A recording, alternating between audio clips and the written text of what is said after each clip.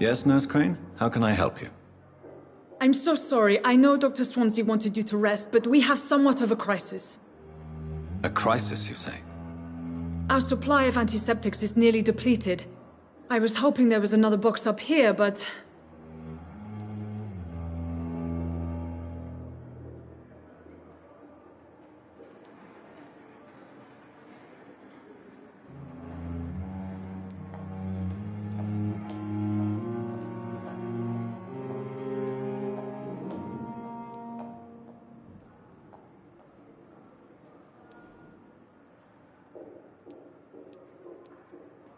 Sorry.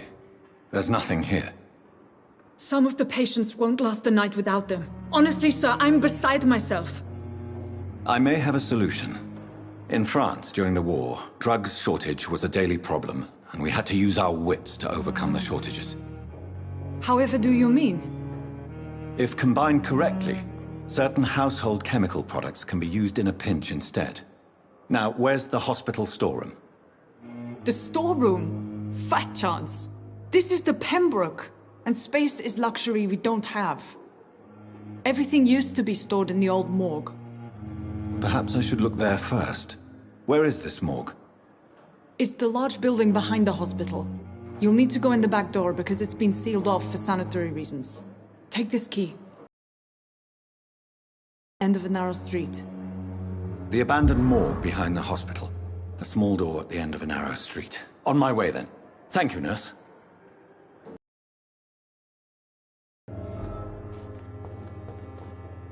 Yes, doctor? Please, could you point me in the direction of the morgue again? It's the large boarded-up building behind the hospital. You can't miss it. The key I gave you will open the small back door to it.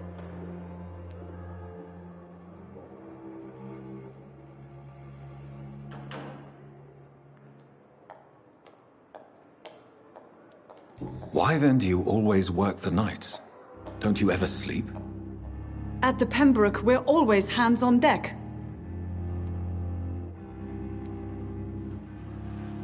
Your dedication to the Pembroke does you credit, Nurse Crane, but when do you sleep? We staff get our sleep when we can, Doctor. Nursing is a vocation, not the labor of a journeyman. Lack of sleep and the medical profession always ends in disaster. I've witnessed many a colleague succumb to stimulants to fight exhaustion. Drugs were as deadly as bullets in the trenches. London's trenches start here at Pembroke Hospital. We are on the front line, make no mistake. Exactly how bad is the supply situation here at Pembroke? It really depends. Dr. Swansea deftly works his society contacts for monies, but with the quarantine, well, we're in God's hands. That's all for now, Nurse Crane, thank you.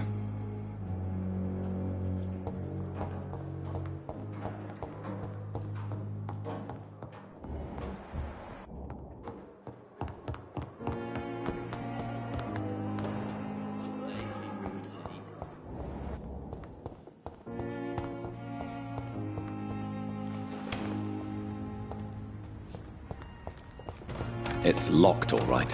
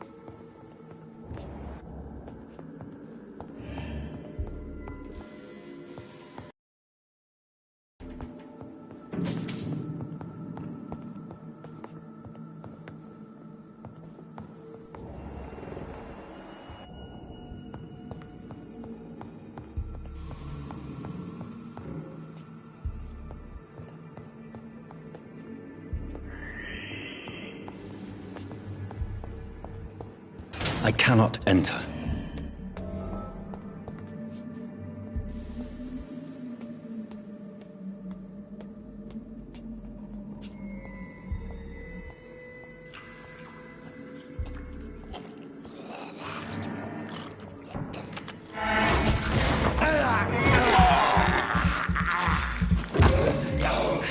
Behavior is similar to the infected William Bishop. Must be the same strain. This sickness moves faster than influenza.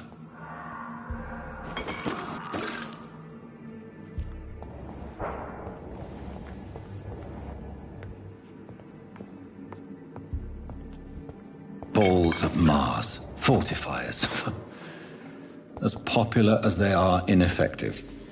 But they do contain iron tartrate, and that might prove itself useful.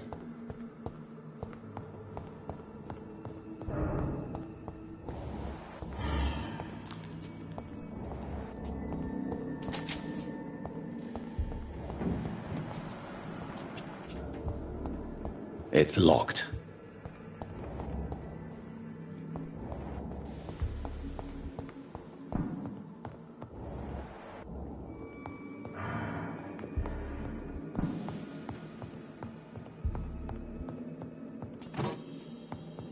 This key will surely grant me access to the basement.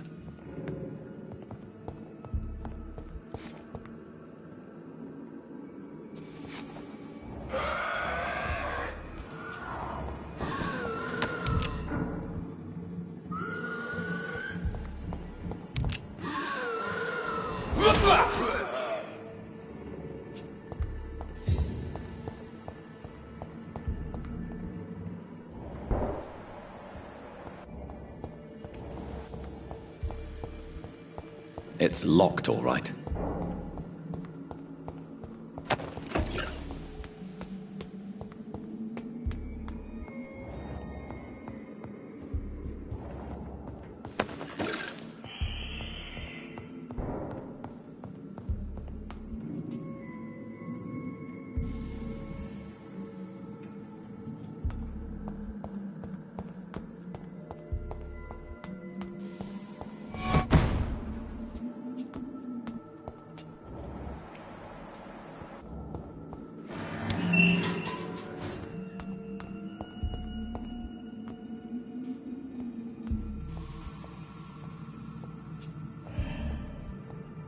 These scowls feed from corpses and the husks of animals. They're not after blood.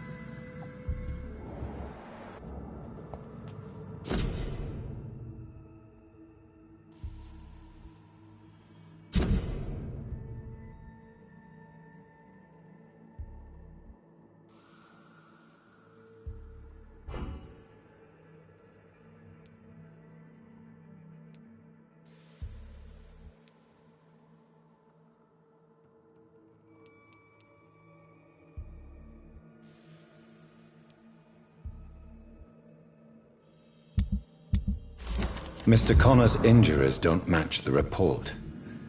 I'd better look into this. Traces of a pinkish foam at the corner of the lips. Some sort of drug overdose, perhaps? The chest was originally opened to perform the operation. The sutures are clean, but the chest has been reopened. Multiple abrasions and scarring on the arms and legs. Old and distinctive injuries of a sailor or a fisherman. A puncture over the left lung, possibly a chest tube insertion. Not the cleanest work, but I think it was successful. Signs of... So, Dr. Tippett's anesthetics were incorrectly dosed, causing the patient's death. And then, he tried to operate on him again. Tippett has made an egregious error. It's time we talked.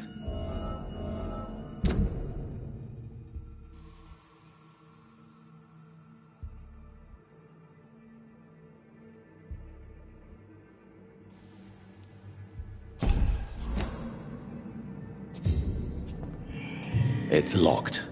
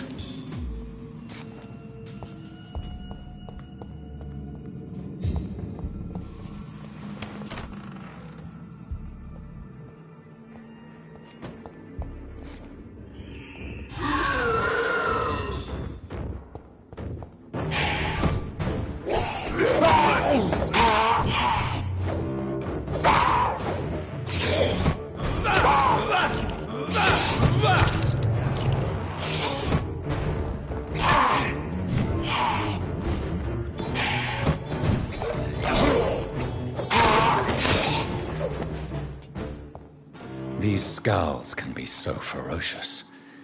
I'm not sure I can defeat them without becoming stronger. To drink blood is so tempting.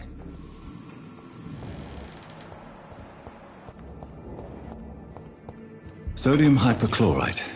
Dangerous to administer, but efficient in the proper dosage.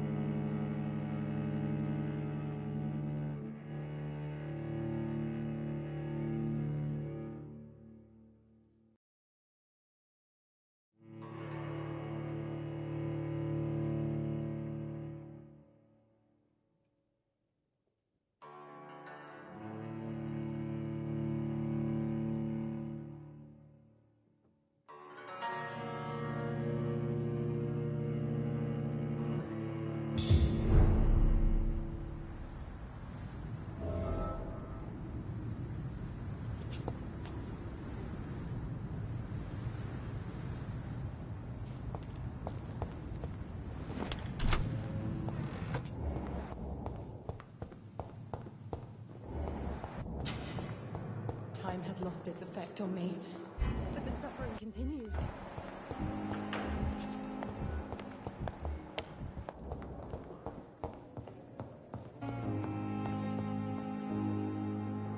Finally, you've returned, Doctor. Did you find anything of value? Yes, nurse. You've worked your first miracle, Doctor. Now, this patient here needs immediate treatment. Duty calls. When the storm has passed, I'll show you how to mix the remedy yourself with the same basic ingredients. Many thanks, Doctor. When you've finished, you ought to report to Dr. Swansea in his office. He's been looking for you. Seemed pressing.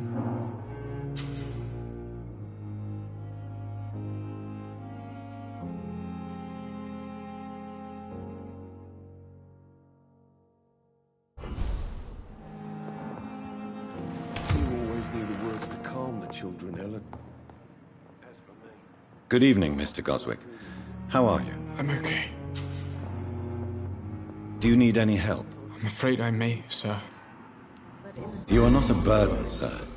Healing you is my responsibility. And you have my gratitude for that.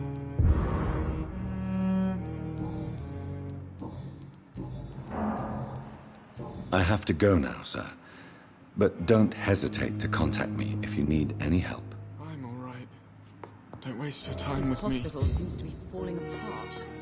But in the circumstances, I'm willing to give you the benefit of the doubt.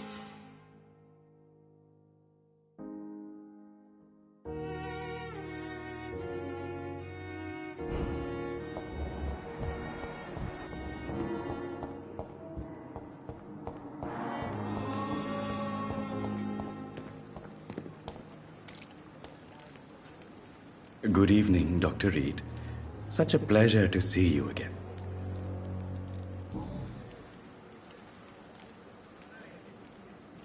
How dare you steal from the dead, Rakesh? Is that what your pawnbrokers is really about? These people are dead, sir. What they possessed could be useful for the living. And I'm sure they would agree if they could speak.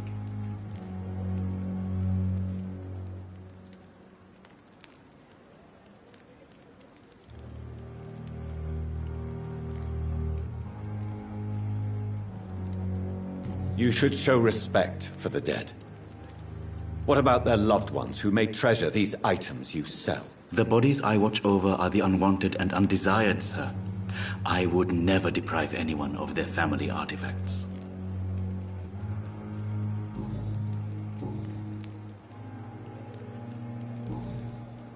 Goodbye, Mr. Chidana. It's locked.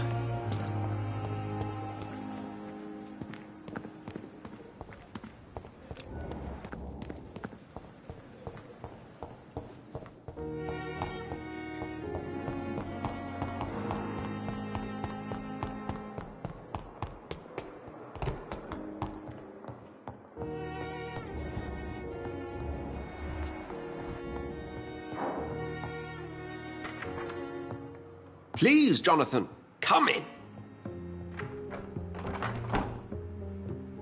Fascinating, is it not?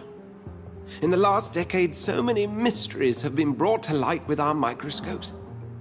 The human body, biology's penultimate frontier. The more we explore its boundaries, the less we're able to trace a clear line between life and death. You, my friend, have a foot in both countries. The view must be vertiginous. It's at least as vertiginous as chatting about vampires with you, I would say. This must be all so new to you. This area of town, the hospital, a brand new life. How stimulating it must be. I wish I could share your enthusiasm, Dr. Swansea, but my condition defies scientific categorization. Undead? Unalive? Immortality defies logic. I cannot express my thrill at this serendipitous turn of events. The world's most eminent specialist in blood transfusions, a vampire. One might say a gift from heaven.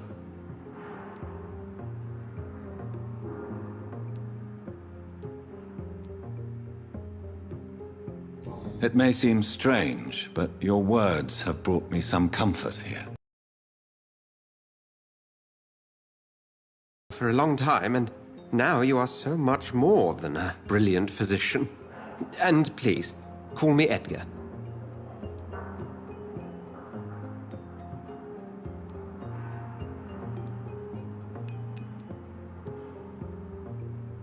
I'm not some doe-eyed student, Edgar.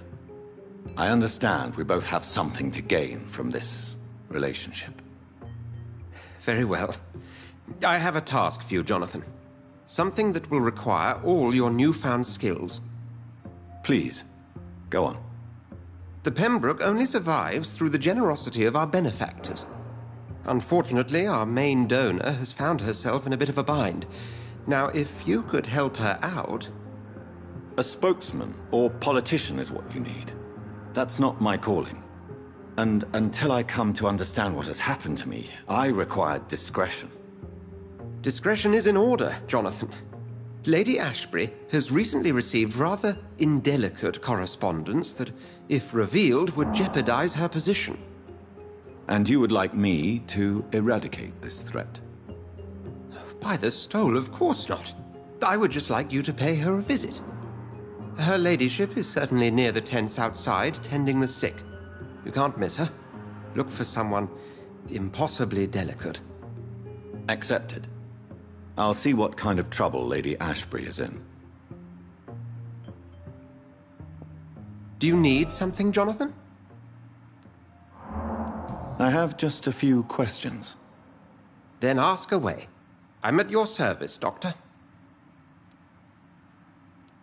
You mentioned something about a secret society. A brotherhood, if I recall. Could you elaborate? Certainly. I've been a member of the Brotherhood of St. Paul's Stole for several years. We are pledged to monitor and report vampire activity in England as impartial scientific observers. That explains your nightly wanderings about the docks and the questions you ask. I feel it wasn't mere coincidence that led us to that part of town. There was something as yet unseen that set those chain of events in motion. Yet you don't fear me. And still, you know the monster that lurks beneath the civilized surface. The Brotherhood has studied your kind for centuries. We believe you are as supernatural as a lion is to a gazelle.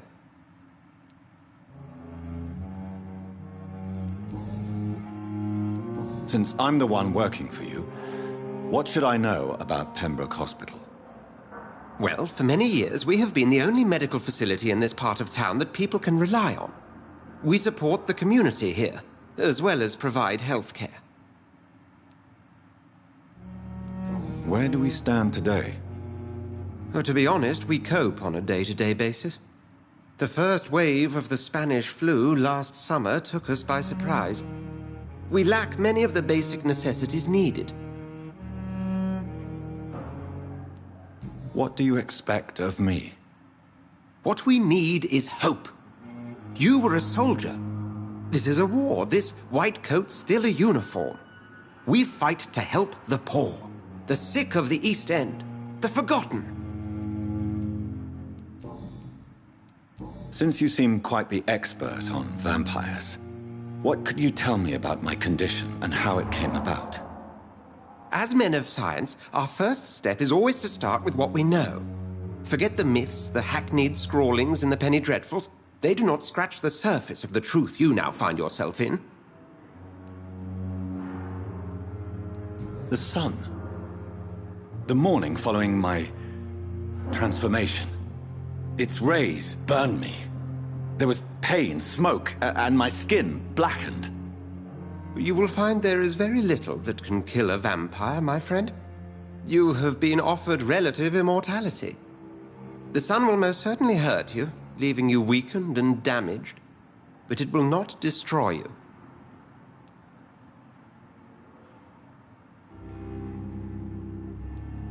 Must I take a life to live? You are a vampire. You feed, and blood is the sole sustenance that can sustain your immortal frame. And only a living creature contains the nourishment you require.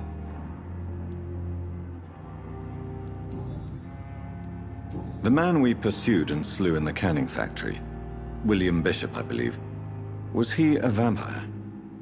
He was a Skull, technically.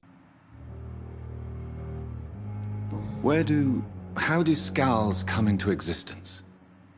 The name means slave. The etymology may indicate that they are a lesser species of vampire. From what I know, vampires tend to despise them. Just for clarity, what differences are there between myself and a Skull? A Skull is easier to eliminate, Jonathan, even if they remain formidable foes for the unprepared.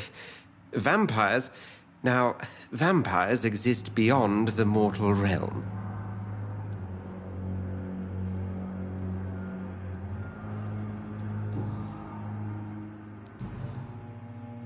We'll see each other again soon, Edgar.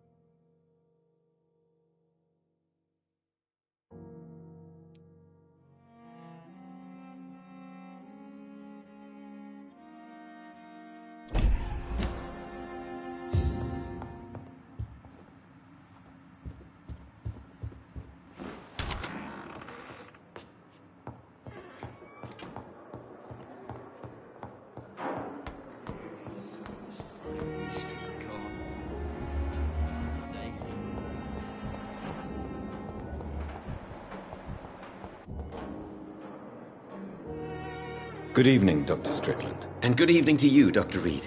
Can I be of any help? Have you heard any talk of blackmail going on in the hospital? If you're running some official inquiry, you had better question the patients. They know more than the staff, especially old Miss Jones.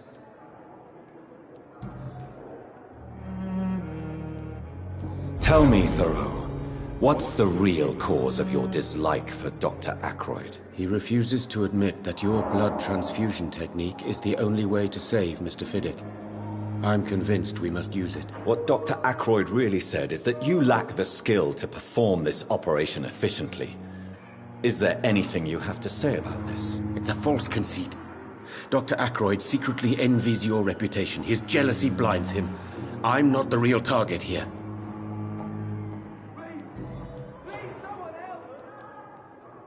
Goodbye.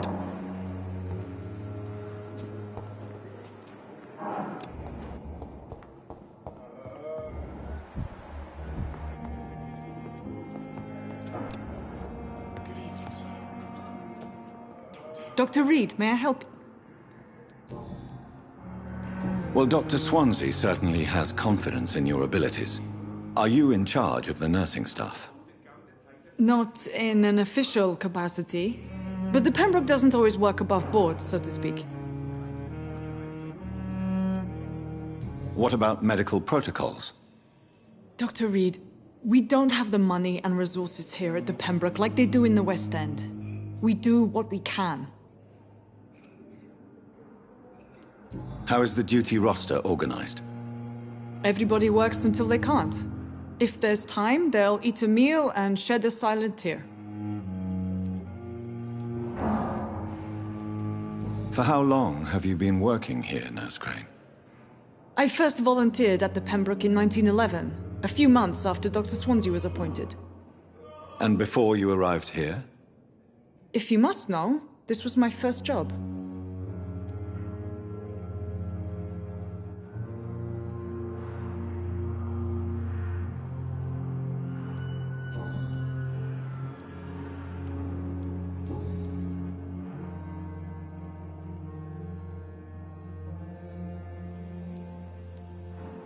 What can you tell me about the epidemic, Nurse Crane? I've been out of touch since I've come back to England. Everyday folk don't know how bad it is. The papers certainly... News on the front stated that the Spanish flu was under control, at least in Britain. It seemed to be for a while. What can you tell me about our patients here at Pembroke? This hospital was founded to help the East End poor and needy. But since the war and the quarantine, we've had all manner of folk. Can you be more specific? Well, veterans, the elderly, dock workers. We even have a few mental patients. If there's space, we take them.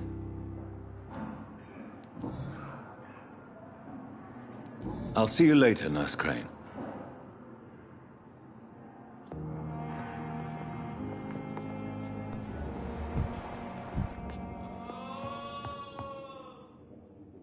I'm quite busy right now, Dr. Reed.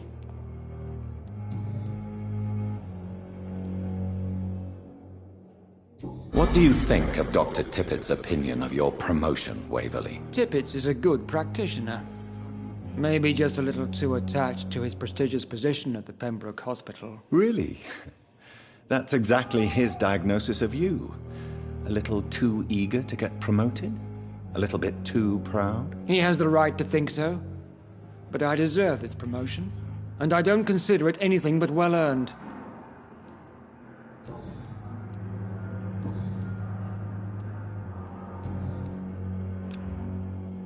Thank you for your time. We'll talk later.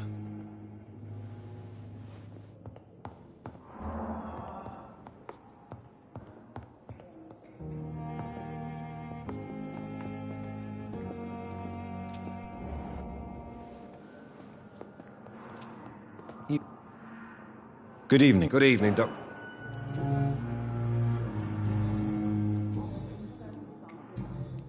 Goodbye for now, Mr. Fiddick. I will not let you down, my boy.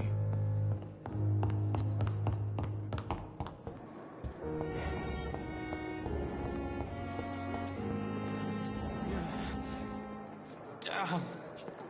The pain. Good evening, Dr. Tippett. Dr. Reed, any good...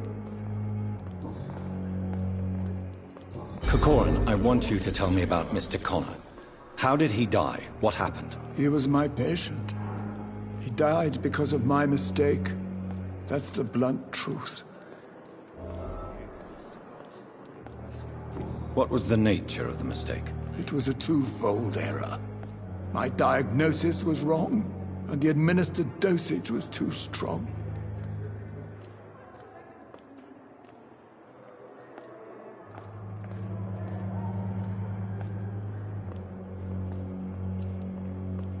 Who was this patient? I don't know. Some sick man from the docks, maybe a fisherman. I had no time to talk with him. No one claimed a body. Why not stop practicing? Are you mad? I killed that man, I admit it, and it won't happen again. I have saved so many lives since then.